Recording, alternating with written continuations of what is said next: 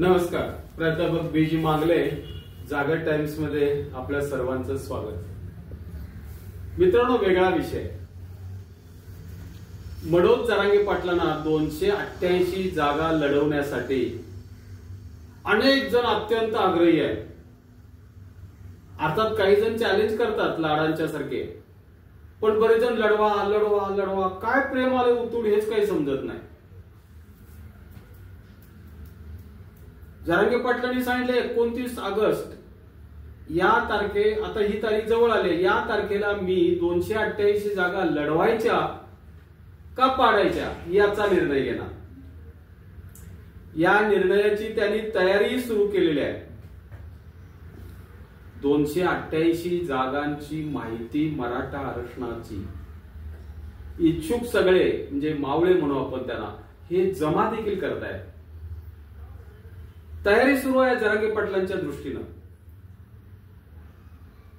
या सगळ्या हालचाली असताना मनोज जरांगे पाटील दादांनी स्पष्टपणे सांगितलंय की 29 ऑगस्ट या दिवशी मी हा निर्णय घेणार, 88 लढवायच्या, 288 लढवायच्या का पाडायच्या.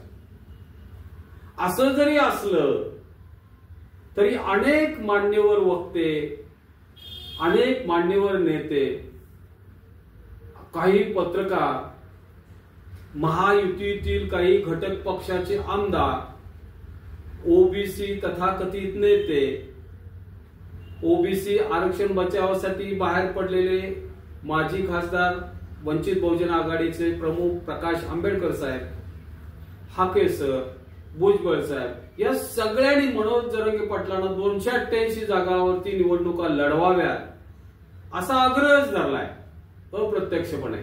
असं सगळं दिसून येत आहे. काही पत्रकार बांधव तर मनोज जरांगे पाटलांना म्हणजे मनोज जरांगे पाटलांच्या पाठीमाग सारखा घोषाच लावलाय. काय करताय सांगा, काय करताय सांगा. मनोज जरांगे पाटलांनी 288 जागा मी लढवणार अशी जर बाईट दिली किंवा शरद पवारांच्यावर टीका केली तर ती सगळी बातमी केवळ राज्य नाही देशभर पोहोचवायची व्यवस्था किंवा तजवीज केली जाते असं आपल्याला आजकाल दिसायला लागले. जरांगे पाटलांनी जोपर्यंत शरद पवारांच्या विरोधात आहे हे स्पष्ट केलेले नाही तोपर्यंत कोण थांबायला तयार नाही. सारखं पाठिंबा लागलाय सगळेजण. सगळ्यांच्या काळजीचा विषय असं म्हणावं लागेल. कधी एकदा मी शरद पवारांच्या विरोधात आहे असं जरांगे पाटील जाहीर करतात आणि असं झालं की सगळ्यांना, अर्थात हे पत्रकार किंवा काही नेते मंडळी संपूर्ण राज्याला सांगायला रिकामे. हे का बोलतात बरं? मराठा आरक्षणाच्या काळजीने का महायुती आणि त्यांच्या पक्षाचं यश मनोज जरांगे पाटलांच्या निर्णयावर अवलंबून आहे म्हणून का महाविकास आघाडी निवडून येऊ नये म्हणून? नेमकं काय बरं? याचाच वापर आपण करणार आहोत मित्र. पण एक गोष्ट निश्चित आहे, मराठ्यांची मते महाविकास आघाडीला जाऊ नयेत यासाठी सर्वजण, जवळपास अख्खा मीडिया जीव तोड प्रयत्न करताना दिसून येते. हा बाकी निश्चित, हे निश्चित आहे आणि हे दिसून येते. पण मी म्हणतो मित्रांनो, राज्यात सत्ता महायुतीची, भाजपची, केंद्रात सत्ता महायुतीची म्हणजे त्यांचीच, भाजपच्या नरेंद्र मोदी आणि अमित भाई शहांची. मग एवढं सगळं असताना हा सगळा उपद्व्याप करण्यापेक्षा दोन्हीकडे तर तुमचीच सत्ता आहे. द्या ना आरक्षण, घ्या ना, निर्णय घेऊन टाका ना एकदा. कोण अडवलंय तुम्हाला? आणि मनोज दादा पाटलांनी तर स्पष्टपणे सांगितले, जे आम्हाला आरक्षण देतील त्यांचा आम्ही उदो उदो करणारच, 1% मागे सरणार नाही. मग असं असताना देवेंद्र फडणवीस आणि त्यांच्या सहकार्यांना अडवलंय कोणी हेच समजत नाही. आणि हे सगळं सोडून उलट्या दिशेने ते प्रयत्न करतायत असं आम्हाला वाटतंय. अर्थात 29 ऑगस्टला मनोज दादा जरांगे पाटील काय निर्णय घेतील हे आज जरी सांगता येत नसले तरी त्यांनी महाविकास आघाडीला मदत करू नये बघा त्यांची काय सगळ्यांची इच्छा, महाविकास आघाडीला मदत करू नये अशीच इच्छा या प्रत्येकाची आहे.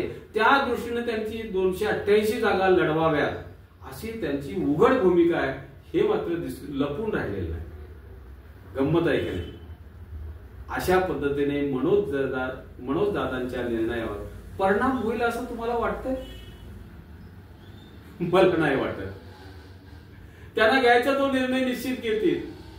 या बाबतीत कोण काय म्हणतोय ते आपण थोडस पाहूया. म्हणजे प्रत्येक जण कुठला नेता काय बोलतोय याचा थोडासा उहापोह घेऊया. आपण पहिला माणूस घेऊया की जो फार बोलतो, मनोज जरांगे पाटलांच्यावरती त्यांनी टीका सुद्धा केली होती.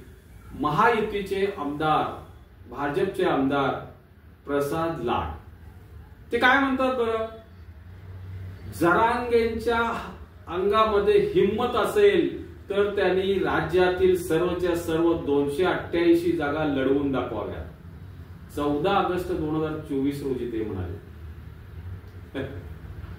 दुसरे, वंचित बहुजन आघाडीचे माजी खासदार माननीय प्रकाश आंबेडकर साहेब, ते म्हणतात जरांगेने राजकारणातच यावं. याच्या विरुद्ध जरांगेबद्दल माझा राजकारणाचा संबंध नाही आणि 288 जागा लढवाव्यातच. ऐकणे गंमत. तिसरे, नामदार छगन भुजबळ साहेब की जे देवेंद्र फडणवीस साहेबांचे मित्र आहेत, ते म्हणतात जरांगे पाटील हुल देणार हो. आणि त्याच वेळी त्याला चिडवण्याच्या आविर्भावात म्हणतात ते काय लढतात 288 जागा, त्याने केवळ 88 जागा लढवून दाखवाव्यात. 11 ऑगस्ट 2024 ची बातमी आहे. अर्थात छगन भुजबळ साहेब हे देवेंद्र फडणवीस साहेबांचे आश्रित आहेत, हे विसरू नका. चौथे, नामदार गिरीश महाजन साहेब हे मंत्री आहेत. त्यांचा सदान कदारोप जसा जरांगे पाटलांच्यावर असतो तसा ते शरद पवारांच्यावरती लक्ष ठेवून असतात. त्यांनी निशाणा त्यांच्यावरच साधतात. त्यांचं उद्दिष्ट असं दिसतं की मनोज जरांगे पाटील आणि शरद पवार यांच्यामध्ये साटलोट होता कामा नये. शरद पवार यांच्या सांगण्यावरूनच, म्हणून ते म्हणतात शरद पवार यांच्या सांगण्यावरूनच मनोज जरांगे पाटील काय करतात हे ठरतं, असं ते म्हणतात.